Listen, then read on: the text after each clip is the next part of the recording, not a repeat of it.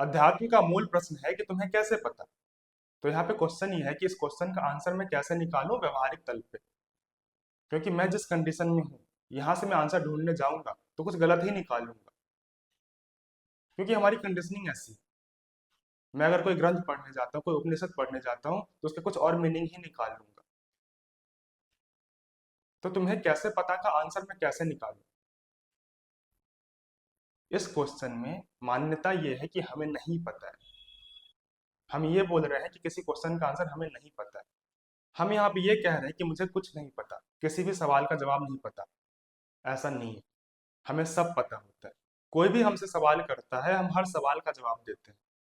हमें सब पता होता है। आम आदमी को सब पता होता है। हम संस्कारित ऐसे हैं, हमारी कंडीशनिंग ऐसी हुई है बचपन से कि हमें बहुत कुछ पता है। हमसे जब कोई सवाल पूछता है तो हमारी स्मृति में जो होती है, हमारे एक्सपीरियंसेस में जो चीजें होती है, जैसे हमारी कंडीशनिंग हुई होती है, उस हिसाब से हम आंसर दे देते हैं। तो अब हम करें क्या। तो वो जो उत्तर है आपके पास, उसको आपको देखना है, उसको परखना है कि वो आंसर आ कहाँ से रहा है, किस कंडीशनिंग से आ रहा है, क्या सोर्स है उस आंसर का। आपको कैसे पता आप जो जवाब दे रहे हो वो सही है, क्या फैक्ट है, उसका अवलोकन करना है। जो आंसर ऑलरेडी पता है उसको देखना है, उसको समझना है। हम बिना जाने समझे किसी के बारे में कुछ भी बोल देते हैं और पूरे कॉन्फिडेंस के साथ बोलते हैं कि मुझे पता है।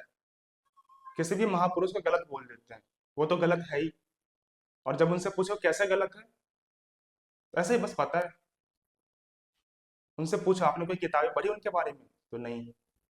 दर्जनों किताबें लिखी हुई है उनके बारे में, आपने पढ़ी है? नहीं। उनकी जीवनी को समझा है? नहीं। कुछ भी जाना है उनके बारे में?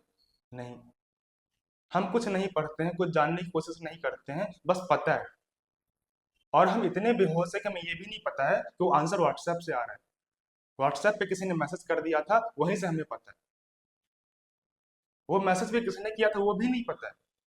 कहाँ से आया, कहाँ से फॉरवर्ड हुआ, क्या फैक्ट है, हम कुछ नहीं जानना चाहते। बस पता है। और उसके हिसाब से बोल रहे हैं कि वो महापुरुष गलत है, या ऐसी मान्यता, ऐसा तो होता ही है, मुझे तो सब पता ही है। कैसे पता। तो हमें ऐसे सब कुछ पता होता है।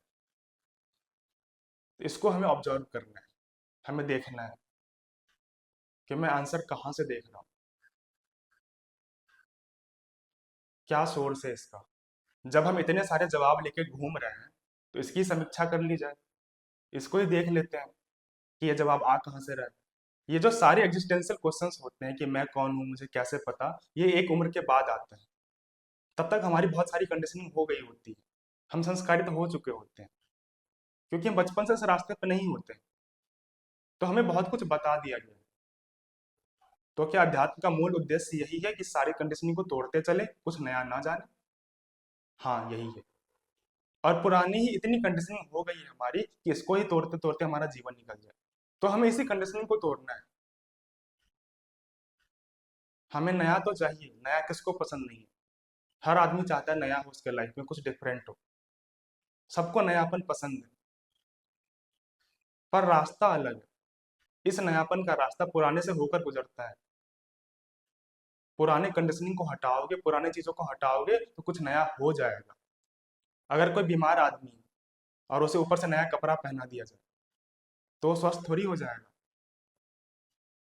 उसको स्वस्थ होने के लिए अंदर से बीमारी हटाना पड़ेगा, पुराने बीमारियों को हटाना पड़ेगा। कोई 10 दिन से नहाया नहीं है और ऊपर से नया कपड़ा पहना दे, उससे वो नया नहीं हो जाएगा।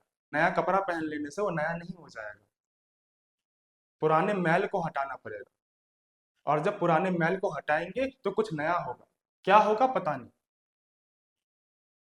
लेकिन जो कुछ भी होगा नया होगा। कुछ प्लान नहीं है। अगर हम कुछ प्लान करके कुछ नया करना चाहते हैं, तो वो फिर नया नहीं होगा, पुराना ही होगा। नए के बारे में कुछ नहीं कह सकते। हाँ, पुराना जो है, पुरानी जो कंडीशनिंग है, पुरानी जो मैल है, पुरानी जो मान्यता है, उसको जब हटाएंगे तो कुछ नया होगा। पर इसीलिए कभी कभी हमें अध्यात्म अच्छा नहीं लगता। क्योंकि अध्यात्म हमेशा बात ही यही होती है कि पुरानी चीजों को हटाते जाओ, काटते जाओ, काटते जाओ। जो भी मान रखे हो, जिस भी गलत चीजों पर विश्वास करते हो, सबको हटाते जाओ। जो भी कंडीशनिंग है उसको हटाते जाओ। यहाँ पे नीति नीति की बात होती है, हमेशा काटना होता है। और हमें इसी बात से प्रॉब्लम होती है, और ये बहुत मुश्किल लगता है कि कैसे काटते जाएं। हमेशा काटने की बात क्यों होती है? कुछ नया नहीं मिलेगा क्या?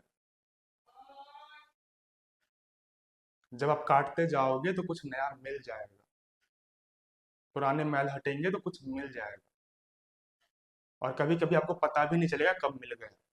तो इसलिए अपने जवाबों को देखना है, अपनी कंडीशनिंग को देखना है, अपने वृत्तियों को देखना है, अपनी आदतों को देखना है, अपने विचारों को देखना है। जो भी आप जवाब दे रहे हो देखो कहाँ से आ रहा है, जो भी आप एक्टिविटी कर रहे हो देखो कहाँ से आ रहा है, उसको काटते जाओ, उसको हटाते जाओ। कुछ गलत मान रखा है उसको हटा लो, कुछ गलत काम करते हो उसको जीवन से हटा लो। कुछ गलत हटा लोगे तो सही आ जाएगा। यही उद्देश्य है अध्यात्म का। दुख को हटाना है, कष्ट को हटाना है, अपने सारे बंधन को हटाना है, उससे कुछ नया आ जाता है। वो फिर अनायास आता है, उसका कोई प्लानिंग नहीं है। फिर जो मिलता है आपको उसका कोई वर्णन नहीं किया जा सकता। बहुत कुछ मिलता है।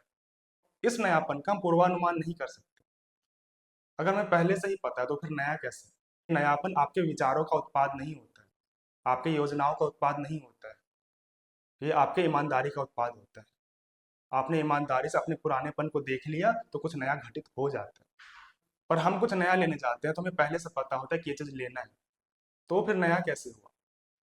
आपको पहले से पता था ना कि ये चीज़ नया है, मुझे लेना है, तो फिर पुराना हो जाता है, क्योंकि पहले से पता है। नया का आहट आपको नहीं लगेगा। जब कुछ नया होता है तो उसके बारे में आपको पता नहीं चलेगा, नया बिल्कुल नया है, जो पहले घटित नहीं हुआ है। वो तभी होगा जब ईमानदारी से अपने आप को देखोगे।